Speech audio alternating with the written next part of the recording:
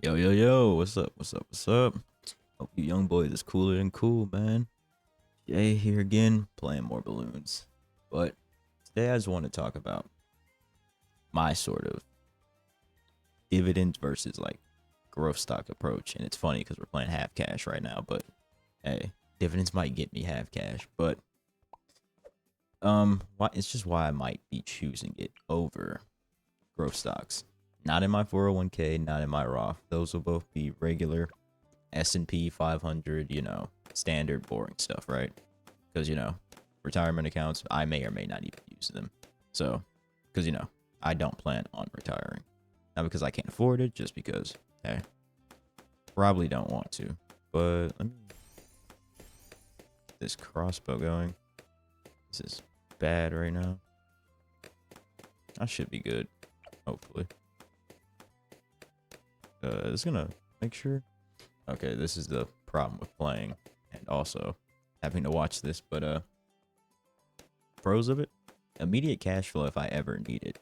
Now then, I've been laid off before, and it would have been very cool to have like, I don't know, an extra $500 a month coming in, because well, let's just say an extra $500 a month coming in. It would have been nice to have that, especially when I got laid off or in economic times. Let's say you get fired or something. I got fired as well.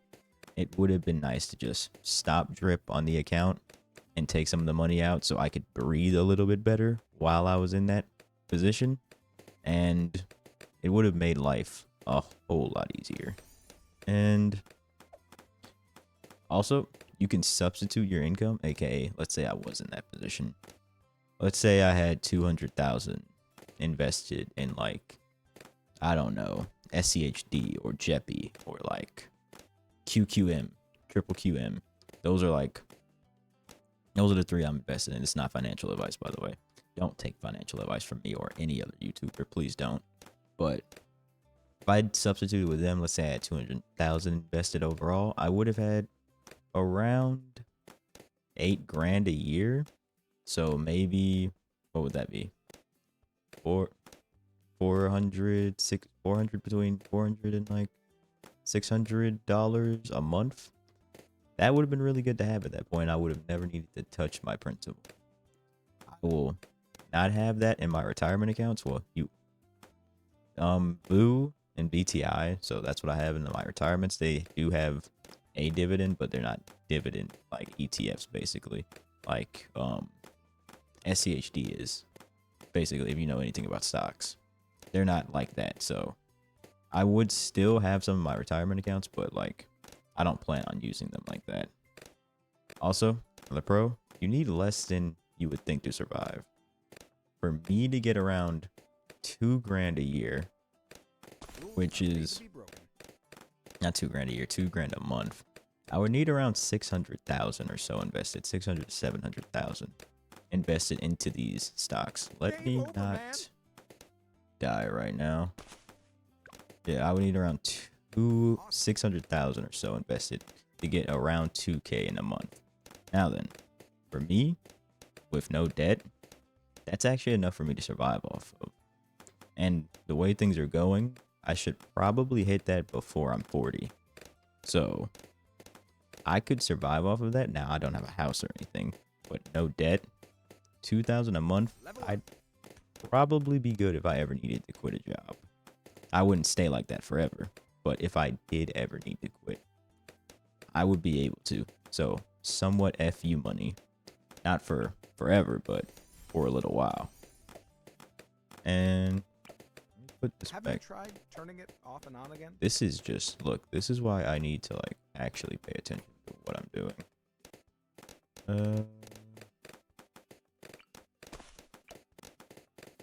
Discipline, let's just do that. Signature, this should basically stop all this nonsense I've been doing.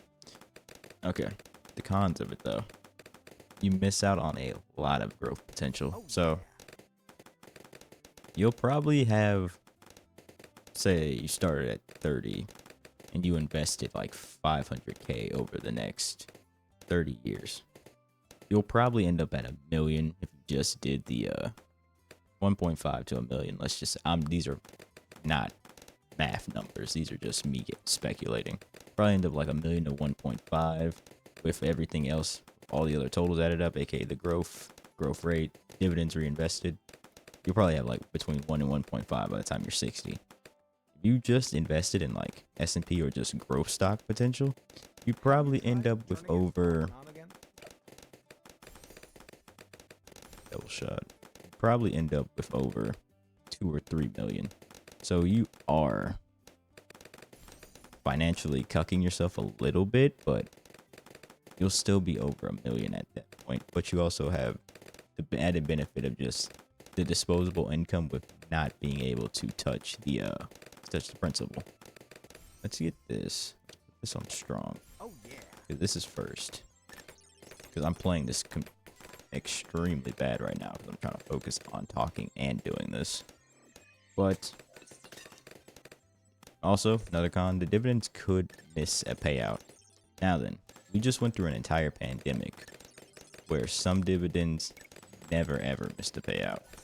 So, I think it's still highly unlikely that will happen. Is this actually gonna... Okay, about to say, that better not lose. Highly unlikely that that will happen to some of these stocks because a lot of them have been paying out dividends for over 100+ years, especially the ones in the ETFs that I have. So they should always be good. Knock on wood, we went through a whole pandemic. We went through the housing crisis. We went through the .com bubble, and all of these stocks still paid out. So unless it's a zombie apocalypse, I don't think most of them are ever going to stop paying out. But they could at some point. Also, you could have a higher tax burden early on. That's another con. So if you're making, let's say, an extra 10 grand for dividends, that's an extra 10 grand that you have to pay per year in taxes if it's not in a non-retirement account, which mine are. So that's something I am going to have to deal with, but I don't make over 100K. I can say that. So I'm still in like a low middle class thing. So the tax burden won't be too bad for me, but it's still more than I would have to pay now. And also it's just not tax efficient to have them in non-retirement accounts, but I do have them in non-retirement accounts. So that's something else that I need to think of.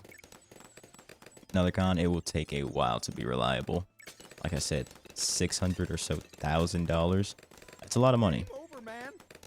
That is a lot of money. So, if you don't just have that sitting around, because most people don't, guys? It's gonna be like, it's gonna take you a while. For most people, it's gonna take them probably 20+ years to even get to that point. Hopefully, it takes me a lot less than that. Maybe 15 to 10, but that's just me hoping. And, you know, doing math and everything else. But yeah. Another con. It requires low expenses and being debt-free for this to realistically work. My expenses are pretty low, and I am debt-free, so this would work for me, but for the average person, this probably will not work out well for them. Even good for most of them. So, that's just another thing you have to look out for when someone's telling you, hey, just go with dividends, just go with dividends. Can you afford to just go with dividends? Most people can't. So you gotta remember and think about who you are specifically. Can you afford to just be on dividends? This needs to go on strong. It needs to have pinch of discipline. So I can like flash bomb them right here. So, well, another pro forgot. You do pay less tax than on regular income. I think it's like dividends max out at 15% unless you're using like a REIT or something. The qualified dividends pay out at a max of 15%. Unqualified, aka like REITs, so real estate income, those are taxed at like 22%, so they're higher. But the other ones from qualified dividends only max out at 15%. Not financial advice. Don't take anything I'm saying seriously. This is just what I'm doing. Hey, what I think I'm going to do. I could change this in a year. Okay. But this is what I think I'm going to do because I'm kind of already invested in it. So I'm just going to keep going how I'm going.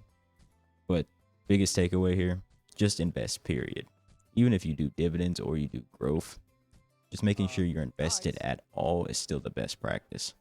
Don't just sit around and like, hey, I just never did. I thought investing was stupid.